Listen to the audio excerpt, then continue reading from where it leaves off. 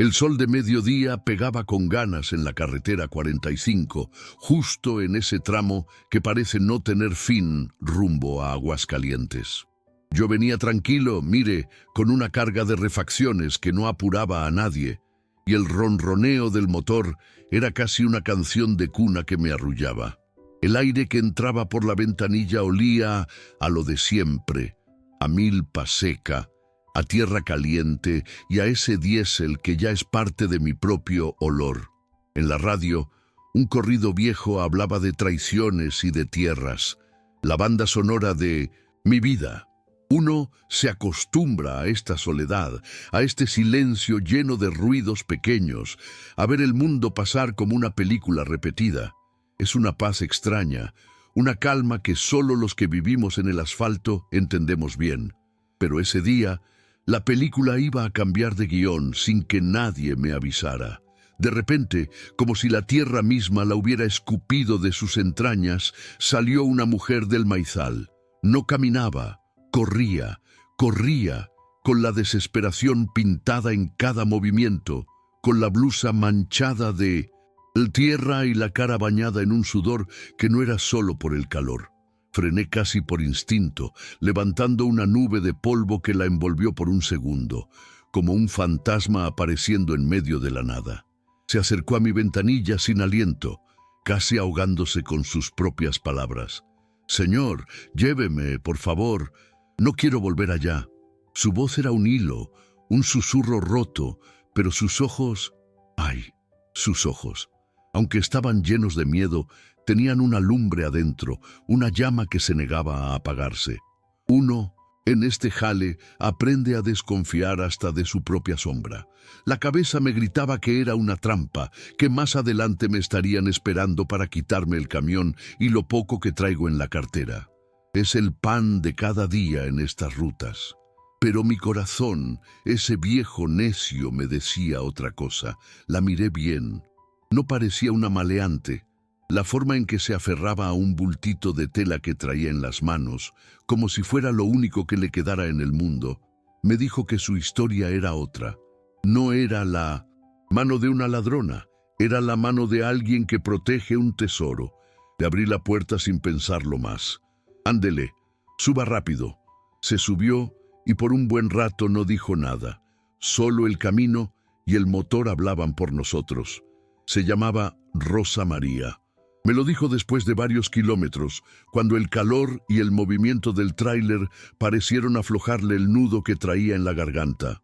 Contó que era de por ahí cerca, de una de esas rancherías que se pierden en los límites con Zacatecas, que toda su vida había sido en el campo, trabajando la tierra para un patrón desde que tenía memoria. ¿Sabe usted lo que es darle tu vida entera al surco y que al final no te alcance ni para un refresco en la tienda del pueblo?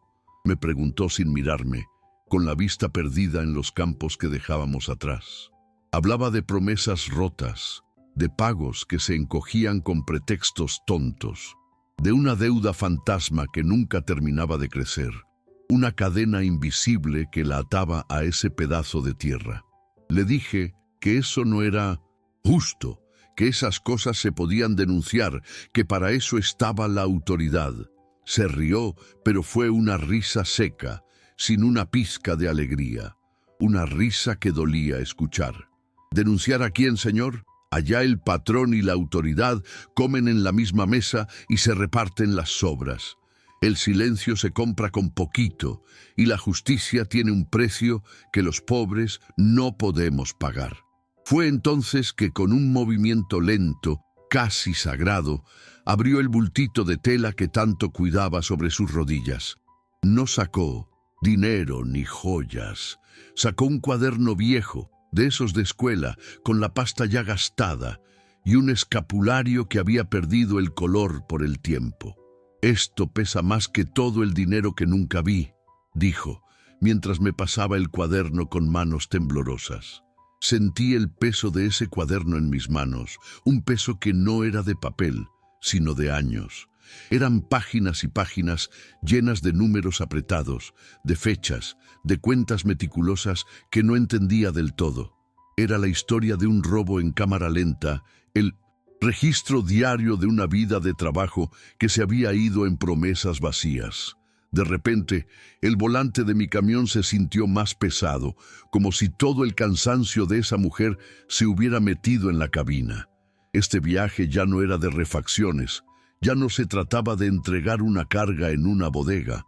Este viaje, compa, ya era de otra cosa, y yo, sin saberlo, me había convertido en parte de una fuga que valía más que cualquier mercancía. Y ahí estaba yo, con la vida de esa mujer resumida en números, pesándome en las manos, justo aquí en la cabina. A veces, en estos tramos donde el silencio parece que grita, uno se siente como el último hombre sobre la tierra, ¿sabe? Por eso, si me lo permiten, me gustaría hacer una pequeña pausa en el relato. Me da mucha curiosidad y, ¿para qué le miento? Hasta me da un poco de ánimo saber quiénes son los que viajan conmigo en esta historia. Saber desde qué rincón del mundo me están escuchando ahora mismo hace que esta cabina se sienta mucho menos sola. Déjenme un comentario, compas. Díganme nomás su ciudad o su país. Es una manera de sentirlos aquí, a mi lado, como si estuviéramos compartiendo el mismo asfalto y el mismo sol.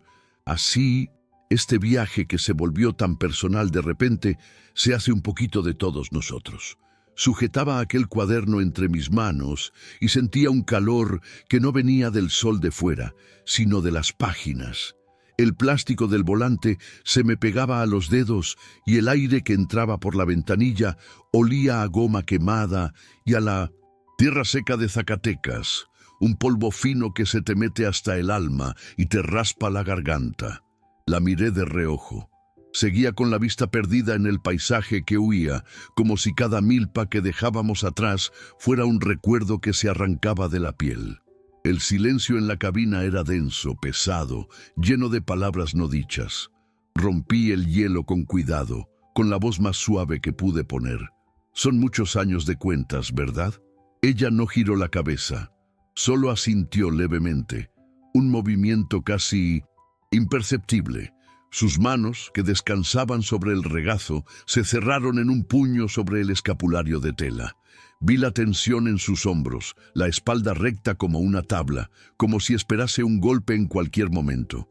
Uno aprende en este oficio a leer los silencios, y el suyo gritaba más que cualquier confesión.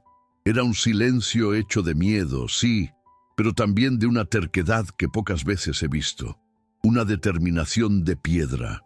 Decidí no insistir, dejando que el ronroneo del motor volviera a llenar el espacio entre nosotros, dándole tiempo, dándole aire. Pasaron varios kilómetros, con el sol rebotando en el asfalto y creando espejismos de agua en la lejanía. De repente, su voz, baja y un poco ronca, cortó el zumbido del motor. Más que años, señor, es la vida entera. Su dedo, con la uña rota y manchada de tierra, señaló una línea en una de las páginas amarillentas del cuaderno. Mire, aquí. Esto fue para la siembra de frijol del 98.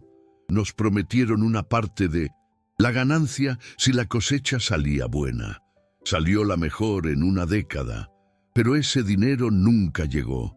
La forma en que lo dijo, sin rabia, solo con el peso de un hecho consumado, me heló la sangre a pesar del calor. Sentí una punzada de coraje ajeno, de esa impotencia que te quema por dentro. Yo también sé lo que es esperar un pago que se encoge por el camino, pero lo suyo era otra cosa. Esto era el cuento de nunca acabar. El camión devoraba la línea discontinua de la carretera, una metáfora perfecta de su vida, una sucesión de esfuerzos que no llevaban a ninguna parte.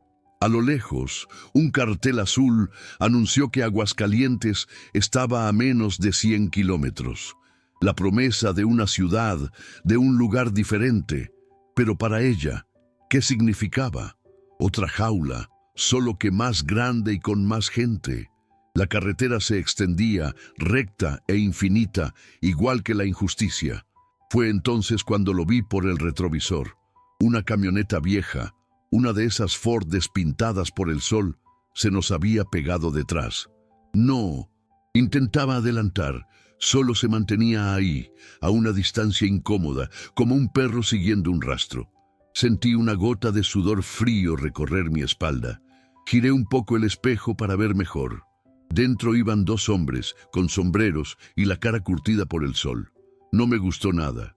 Rosa María debió sentir mi tensión, porque se encogió en el asiento, haciéndose un ovillo contra la puerta, con los ojos fijos en el espejo lateral, abiertos como platos. El corazón me empezó a latir más fuerte. Apreté el acelerador, pero el peso de la carga de repuestos hacía que el camión respondiera con lentitud.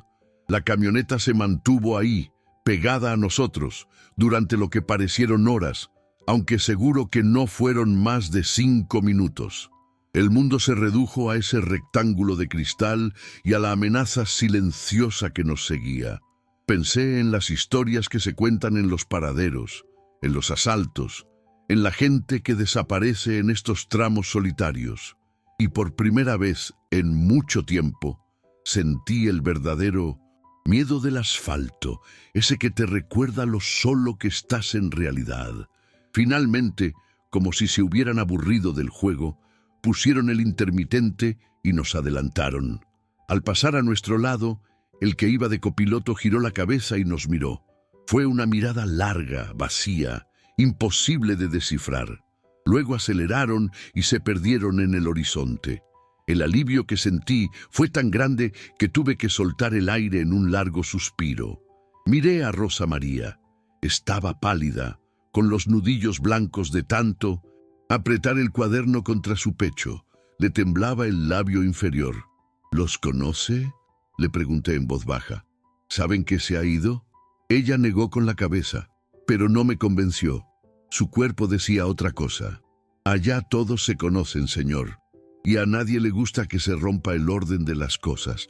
Su respuesta era una muralla, una forma de decirme que había preguntas que era mejor no hacer, mundos en los que era mejor no entrar.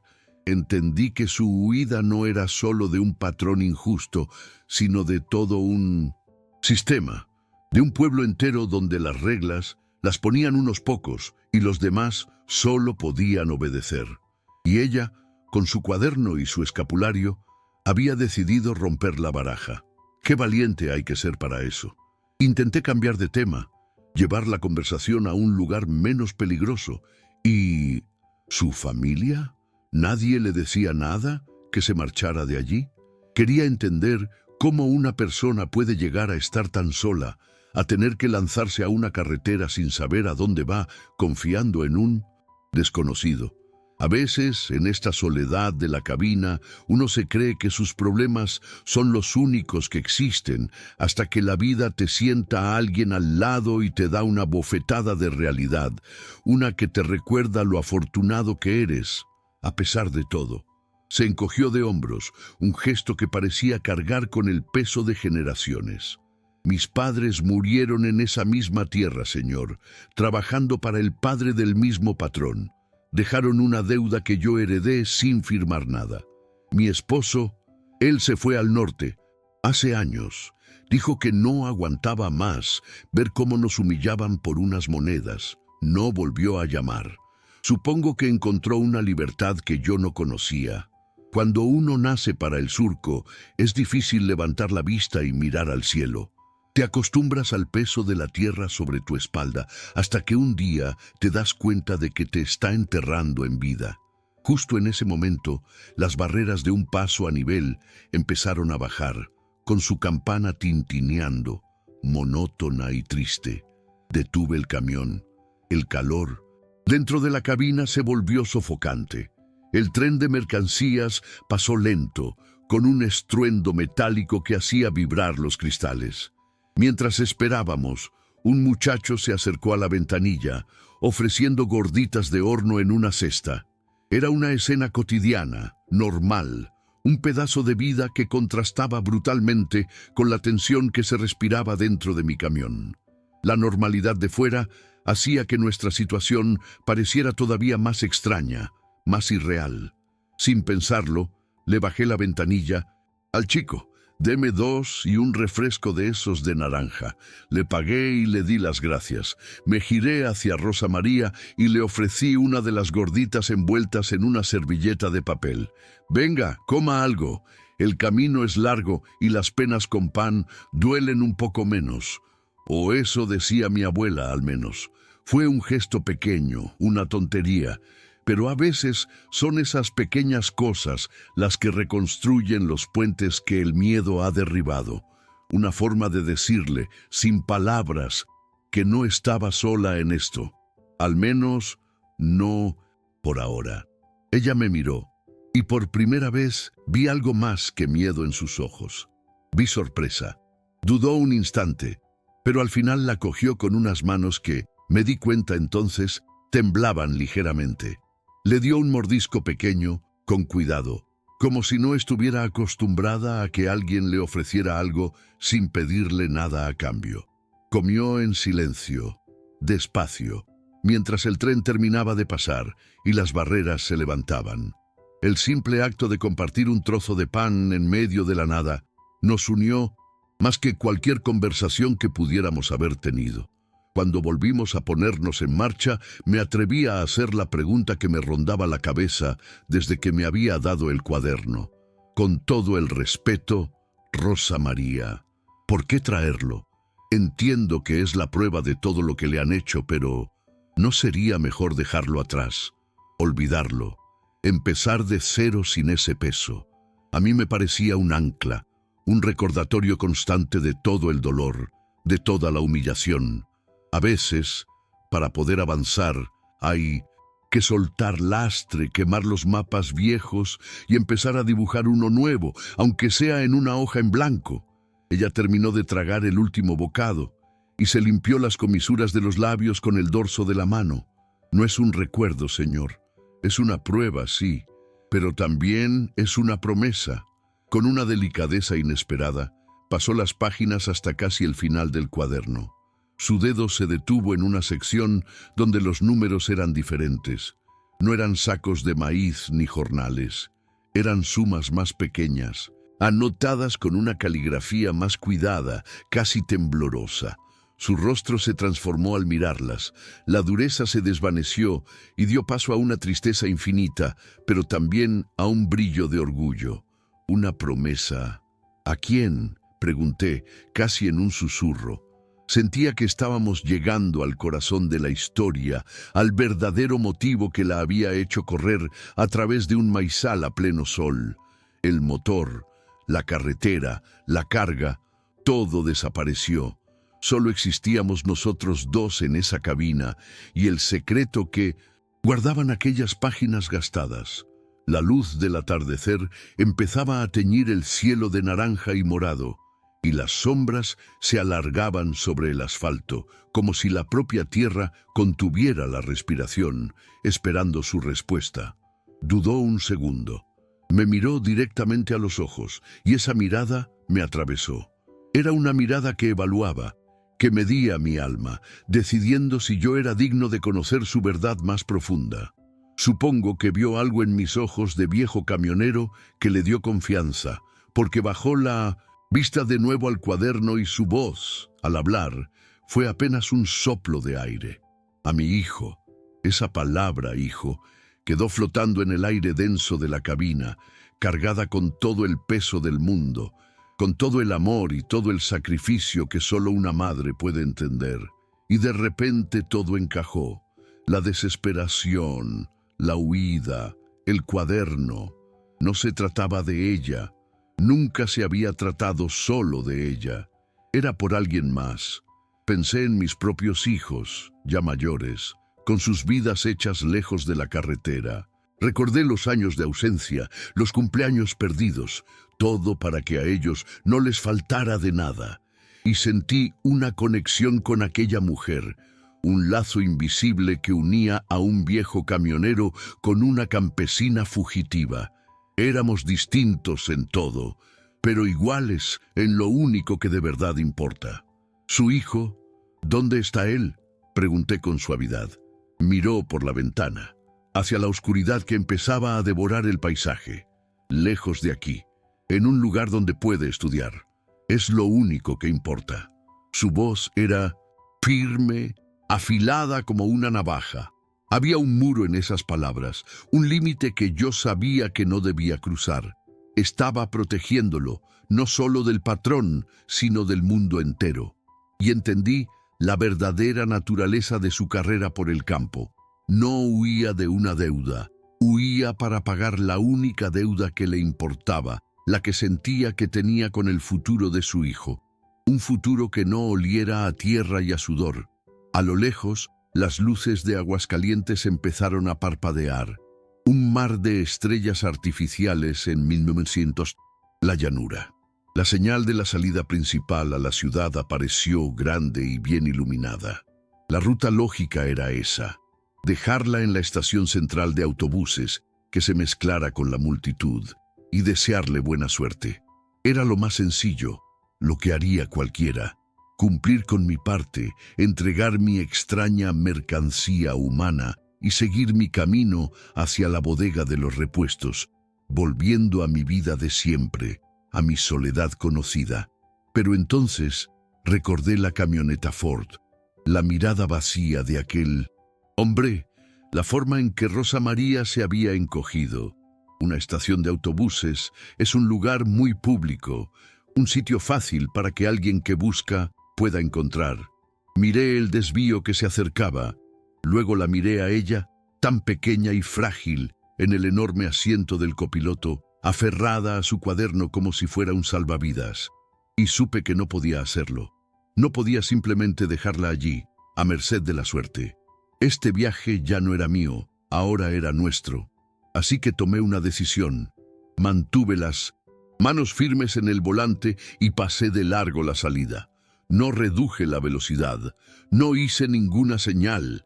Simplemente seguí recto, dejando atrás las luces brillantes de la entrada principal a la ciudad. El motor del camión mantuvo su ritmo constante, un corazón metálico que nos adentraba más en la noche, en el territorio de lo desconocido. Por el retrovisor vi cómo el resplandor de Aguascalientes se hacía más pequeño, como una promesa que decidíamos ignorar, al menos por el momento. Ella se dio en cuenta enseguida, se irguió en el asiento, y la confusión y un nuevo brote de miedo asomaron a su cara. ¿A dónde vamos? La estación estaba ahí detrás. Su voz era un hilo de tensión, y su mano se movió instintivamente hacia el tirador de la puerta, un gesto reflejo de quien ha pasado toda una vida teniendo que estar lista para escapar. No la culpé. Para ella, yo seguía siendo un extraño, un hombre al volante de una máquina enorme que la estaba llevando a un lugar que no conocía, alejándola de la única opción que creía tener.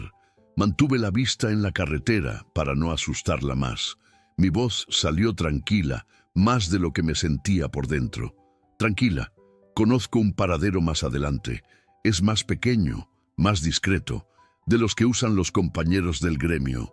Allí paran los autobuses de segunda clase, los que van a los pueblos. Podrá coger uno sin que nadie la esté vigilando. Es más seguro. No sé si me creyó del todo, pero le estaba ofreciendo algo que valía más que el dinero. Una oportunidad, una pequeña ventaja en su huida. Le estaba ofreciendo un poco de mi conocimiento, de mi mundo. Pude ver cómo la tensión abandonaba su cuerpo. Fue como ver derretirse el hielo. Soltó un suspiro largo, un aire que parecía llevarse años de angustia. No me dio las gracias con palabras, pero no hizo falta. Su silencio, esta vez, estaba lleno de un agradecimiento profundo, abrumador. Simplemente asintió despacio y volvió a bajar la mirada hacia el cuaderno que descansaba en su regazo. La cabina de mi camión, con su olor a diésel y a café viejo, se había convertido en el único santuario que tenía en el mundo, un refugio rodante en medio de la noche mexicana. La oscuridad ya era total. Solo las luces del salpicadero nos iluminaban con un resplandor verdoso, fantasmal. El mundo exterior era una cinta negra salpicada de luces lejanas y los ojos brillantes de algún animal nocturno. En este silencio, el leve crujido de las páginas del cuaderno, mientras ella lo acariciaba, sonaba tan fuerte como un grito. El viaje había cambiado de piel. Ya no éramos un camionero y una fugitiva. Éramos dos almas compartiendo un tramo de carretera, suspendidos entre un pasado del que ella huía y un futuro que ninguno de los dos podía adivinar. El paradero que yo conocía no era más que un manchón de luz a unos 20 kilómetros de la ciudad. Un pequeño puerto seguro para los que no queremos los focos de las grandes terminales.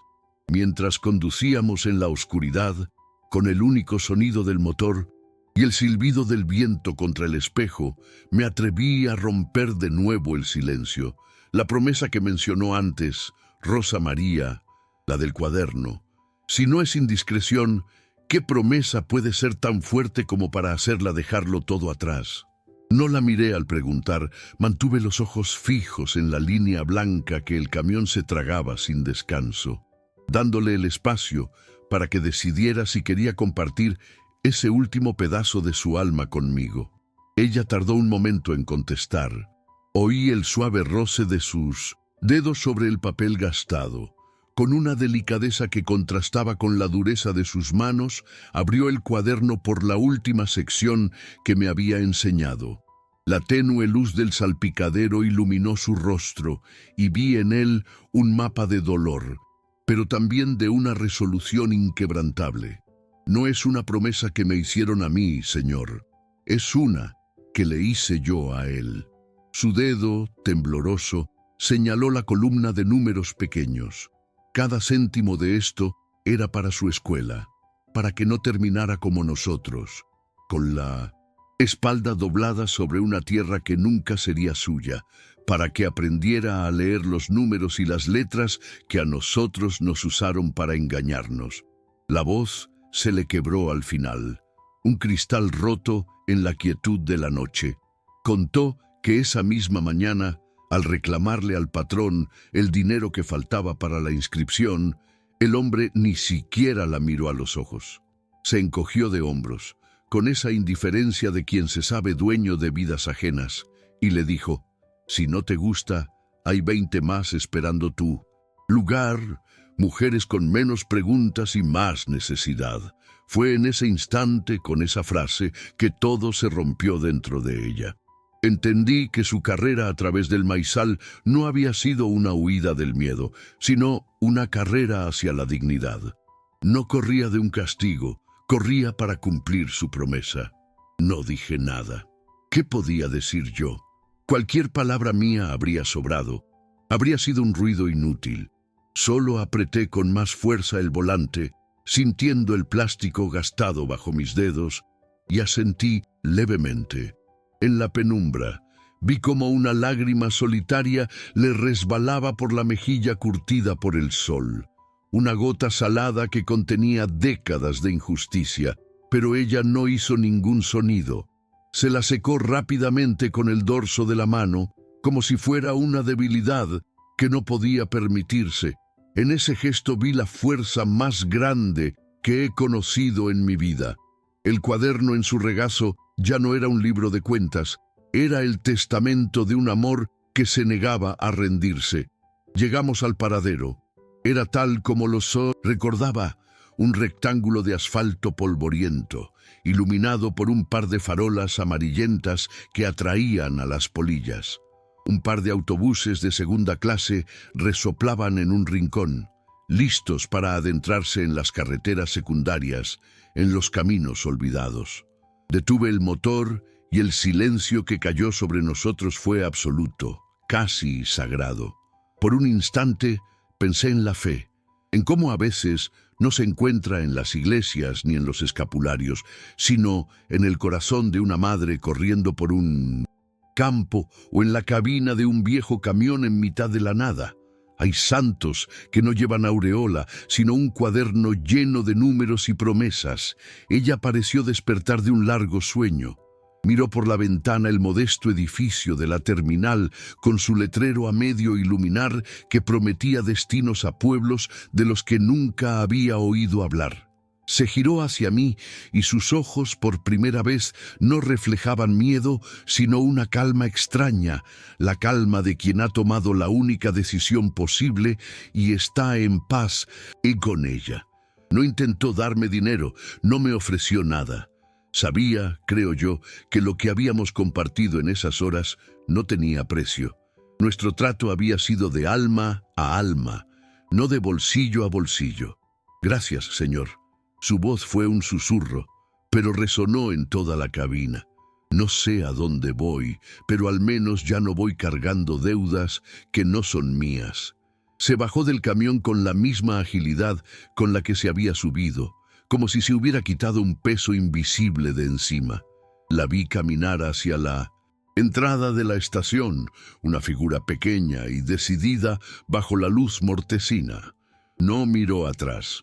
Se aferraba a su cuaderno como si fuera un título de propiedad, el único que importaba, el de su propia vida.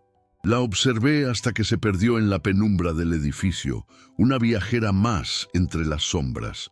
Arranqué el motor. Su ronroneo familiar me pareció distinto, como si también él se hubiera contagiado de la historia. La cabina, de repente, se sentía inmensa y vacía. Miré por el retrovisor el paradero, que se encogía en la distancia hasta desaparecer. Pensé en las toneladas de refacciones que llevaba en la caja, en su peso muerto y metálico, y me di cuenta de una verdad tan simple como la carretera misma. Hay cargas que no se pesan en la báscula, que no se declaran en ninguna aduana. Hay cargas que se llevan en el alma, y a veces el viaje más importante es el que te ayuda a soltarlas. Mientras me reincorporaba a la carretera 45D, ahora en dirección a mi destino original, el amanecer empezaba a despuntar en el horizonte, tiñendo el cielo de un color anaranjado y limpio. La noche había terminado. Mi trabajo seguía siendo el mismo. La ruta no había cambiado, pero yo sí. Aquella mujer me había dejado algo más que un recuerdo. Me había dejado una lección silenciosa sobre el valor. Ya no sé si llegó a donde sea que iba, si su hijo pudo estudiar, si encontró la paz. Hay historias en la carretera que no tienen final conocido, pero sé que aquella noche, sin saberlo, yo no transporté solo piezas de metal, transporté la libertad. Y esa es una carga que aligera el espíritu para siempre. Que Dios los bendiga en su camino donde quiera que anden. Y es que hay viajes que te cambian por dentro, ¿saben? Uno cree que solo transporta mercancía de un punto a otro, que la vida es esa línea recta que pintan en el asfalto. Pero a veces, en una de esas paradas inesperadas, la vida te sube a alguien a la cabina y te recuerda que la carga más importante, la que de verdad pesa, es la que llevamos aquí dentro, en el corazón. Historias como la de Rosa María nos recuerdan que todos, de una forma u otra, tenemos nuestro propio cuaderno de cuentas, nuestras propias promesas por cumplir y nuestras propias deudas de las que necesitamos liberarnos. Y saber que no estamos solos en ese viaje, que hay alguien al otro lado escuchando, lo aligera todo. Por eso, amigos, os doy las gracias. Gracias por haberme acompañado en este tramo, por hacer que esta cabina inmensa se sienta como un hogar. Vuestra compañía es el mejor combustible. Si esta historia os ha tocado el alma, dejad un me gusta para que pueda llegar a más gente que necesite escucharla. Y contadme ahí abajo, en los comentarios, desde qué ciudad o país habéis viajado conmigo hoy. Me da una fuerza que no os imagináis leer vuestras palabras. A los que sois nuevos por aquí, os invito a quedaros, a suscribiros para que no os perdáis la próxima ruta. Y si os nace del corazón y podéis, cualquier apoyo con un gracias nos ayuda a mantener el motor en marcha. Recordad siempre que por muy oscura que parezca la noche, el sol siempre acaba saliendo. Que Dios os bendiga, que os cuide en vuestro camino y os dé la fortaleza para seguir adelante. Un abrazo fuerte de este vuestro amigo camionero.